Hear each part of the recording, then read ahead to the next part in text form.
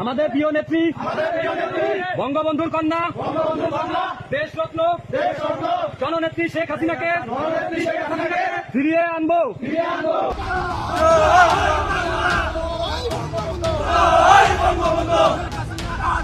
বাংলাদেশ আসবে, শেখ হাসিনা আসবে।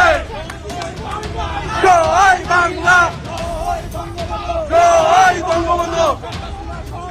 বারবার দরকার শেখ হাসিনার সরকার। বাংলাদেশ আসবে, শেখ হাসিনা আসবে। মিল্লা জিল্লা থাকলে কুমিল্লা বিভাগ হয়ে যাবে। যাই হোক, এটা আমাদের এই ভিডিওর টপিক না।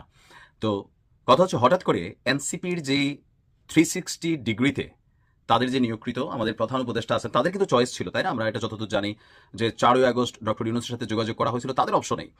তো সেই ডক্টর ইউনূসের সাথে সম্পর্কের তলানিটা এমন একটা জায়গায় এখন চলে আসছে, ডক্টর ইউনূসকে নিয়ে আওয়ামী লীগ এত বছর যা বলছে, এগুলো এখন সাংবাদিক ইলিয়াস বা বিএনপির পক্ষে কেউ বলতেছে কিনা ওইভাবে জানি না, তবে অনেকে কিন্তু অনেকে নিয়ে সমালোচনা করছেন। জামাতের পক্ষ থেকে সমালোচনা আছে, কিন্তু দুর্ভাগ্যজনকভাবে এনসিপির পক্ষ থেকে যেইভাবে ওনাকে আবার ধরা হচ্ছে, যে প্রশ্নগুলো আমজনতা করতে গিয়ে ভয়ে করে না, সেই একই প্রশ্ন আজকে সার্জিস করে বসছে।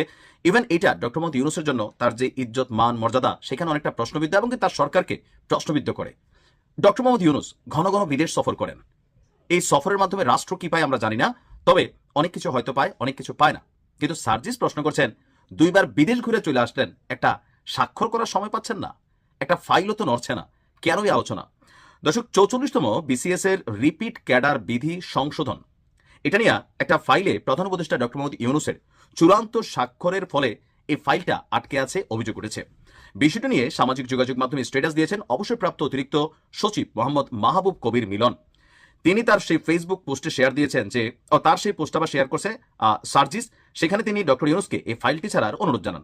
সার্জিসের বক্তব্য হচ্ছে, 44তম বিসিএস রিপিট ক্যাডার বিধি সংশোধনের ফাইল চূড়ান্ত স্বাক্ষরের জন্য আজ বহুদিন যাবৎ ডক্টর ইউনূসের টেবিলে বা ওনার কার্যালয়ে পড়ে আছে, কারণ জানি না। হ্যাঁ বা না একটা তো বলবেন, সিদ্ধান্ত নিয়ে ফাইলটাকে ছেড়ে দেন প্লিজ। ফাইল সেখানে থাকা অবস্থায় প্রধান উপদেষ্টা মহোদয় 2বার বিদেশ ঘুরে এলেন, কিন্তু ফাইল নড়ল না। এর চেয়ে দুর্ভাগ্য আর কিছু হতে পারে না। অথচ ছেলে মেয়েদের জীবন নির্ভর করছে এর উপর। একটা যৌক্তিক বিষয়ে সিদ্ধান্ত নিতে এত লাল ফিতার দৌরাত্ম্য কেন? তো আমরা এখানে যতটুকু বুঝতে পারতেছি যে সরকারের ভেতরে থাকা ছোট ছোট খুঁত, এই যে একটা ফাইল নড়ে না, এটাকে আমরা জানি। অথবা ধরেন আমাদের যিনি অতিরিক্ত সচিব ছিলেন, তো তিনি আপনার এই পোস্টটা দিয়েছেন, এটা এতটা ভাইরাল হয়নি যখন এটা নিয়ে সার্জিস আলম একটা পোস্ট করলেন এবং কি তিনি মেনশন করলেন যে একটা ফাইলের কার্যক্রম হইতে কতক্ষণ লাগে আপনার কার্যালয়ে যাবার পরে। আবার এই যাওয়ার পরে আপনি বিদেশ ঘুরে চলে আসলেন 2বার, কিন্তু ফাইলের কাজটা হইল না। আমাদেরও প্রশ্ন, কেন হয় না? বাংলাদেশে বিনিয়োগের ক্ষেত্রে আপনি জানেন বিদেশিদের একটা প্রধান বাধা হচ্ছে, যারা মনে করে এই লাল ফাইল, ভাই এই মন্ত্রণালয় সেই মন্ত্রণালয়, মানে বাংলাদেশ যে ডিজিটাল হয়েছে, কতটুকু ডিজিটাল হয়েছে এটা আপনি একটা কাজ করতে গেলে বুঝবেন। সাইট দেওয়া আছে, ওয়েবসাইট আছে, কিন্তু এগুলোতে ঢুকা যায় না, ডিস্টার্ব করে, খালি চক্রি পারে ঘুরে, তারপরে গেলে দেখা যায় যে টোটাল মানে হুদাই এই যে সরকারগুলো আসছে যাচ্ছে প্রযুক্তি